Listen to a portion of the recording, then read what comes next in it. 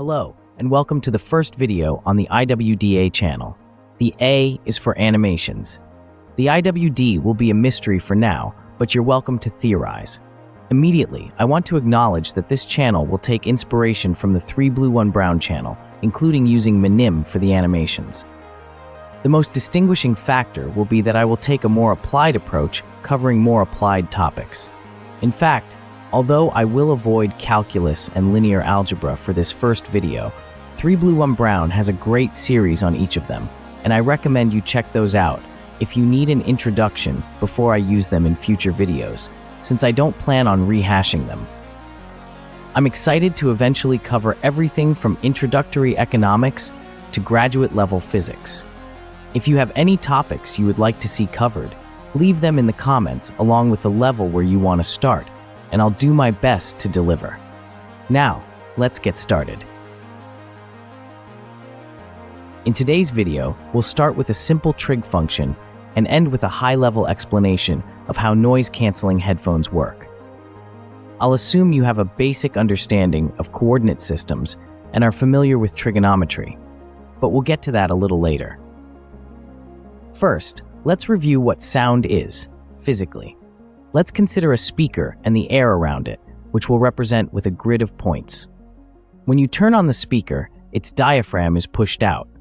This pushes the air molecules in front of it, those push the air molecules in front of them, and so on. This creates a region of higher air pressure that moves forward as molecules bump into each other. Then, a region of low air pressure is created when the diaphragm and air return to their original positions. Realistically, the diaphragm vibrates, creating multiple regions of high and low pressure. Your ear picks up these changes in pressure, and your brain processes that into your experience of sound. This is where the math comes back in. We can plot the air pressure as a function of distance from the speaker, and if you're playing a single tone, the plot will look like a sine wave. More complex sounds are produced by more complex waves, so let's dive into more math and see how we can model that. Let's bring back a static sine of x on the xz plane. Then we plot another wave on the same axes, for example, sine of 2x.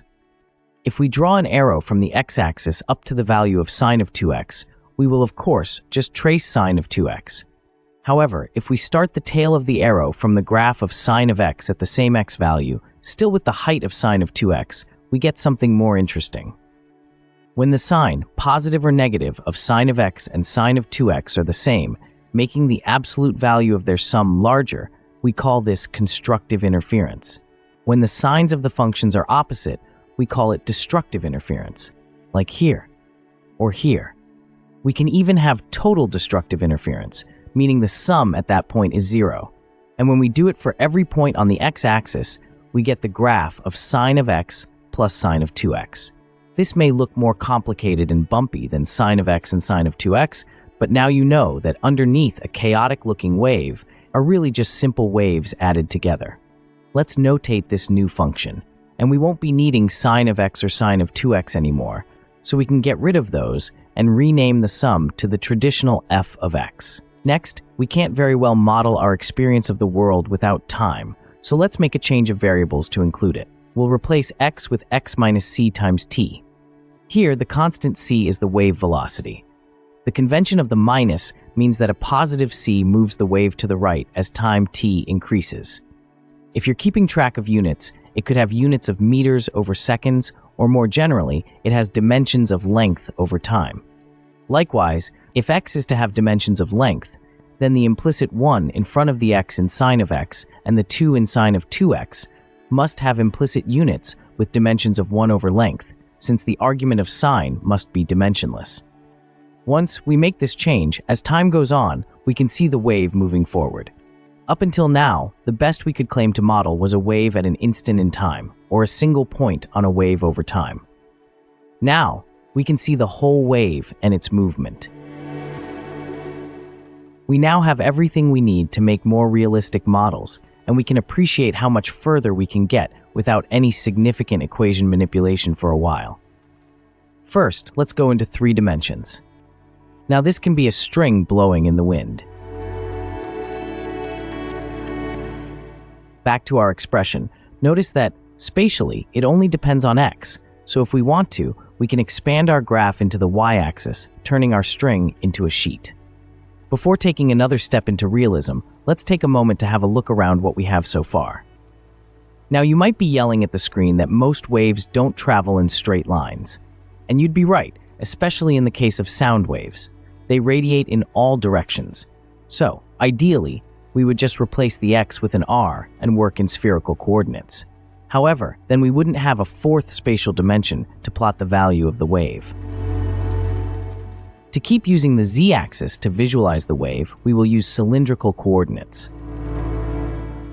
If you're not familiar with cylindrical coordinates, or you need a quick reminder, they are basically the same as 2D polar coordinates, but with a z-axis to make them three-dimensional.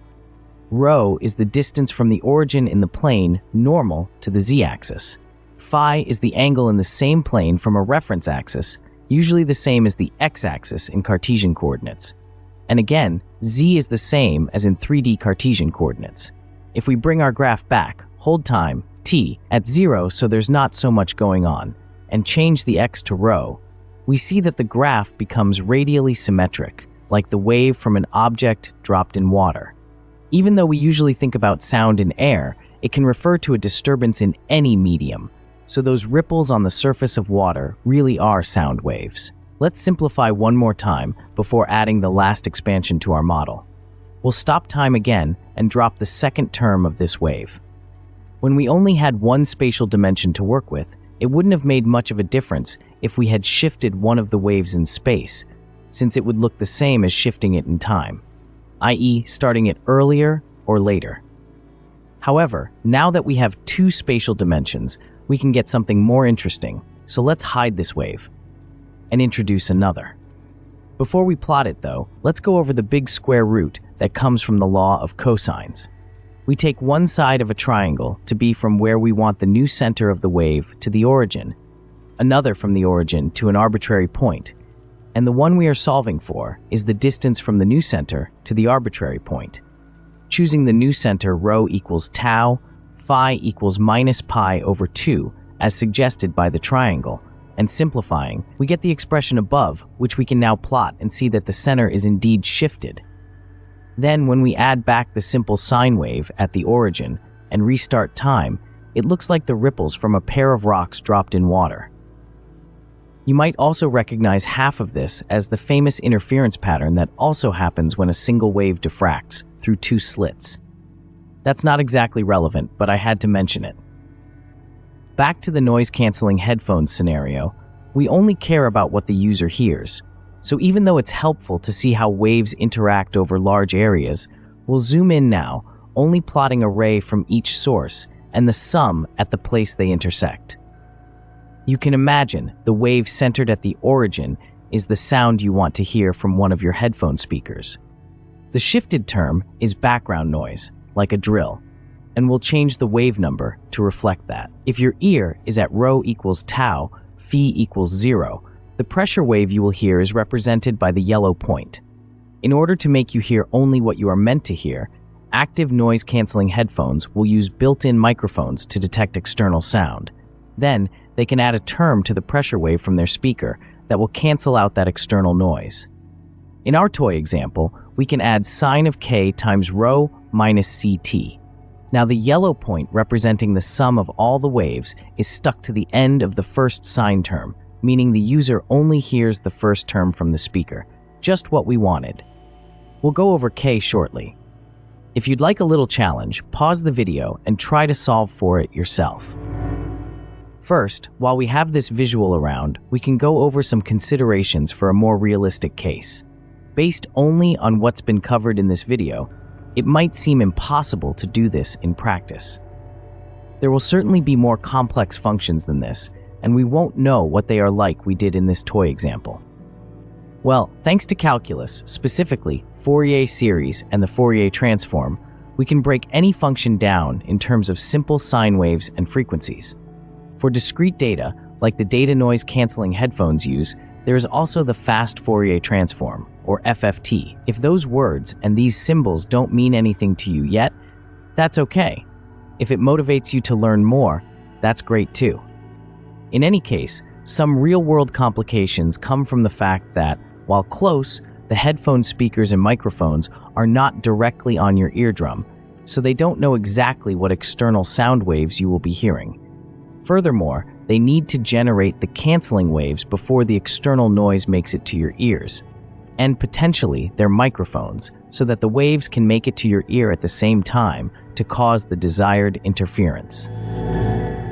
Compared to external noise, their speakers may be much closer, and you could make related simplifying assumptions, but if you have used noise-canceling headphones before, you probably notice that they work much better for constant, predictable noises, like the hum of an air conditioner, than rapidly changing background noise, like gusts of wind.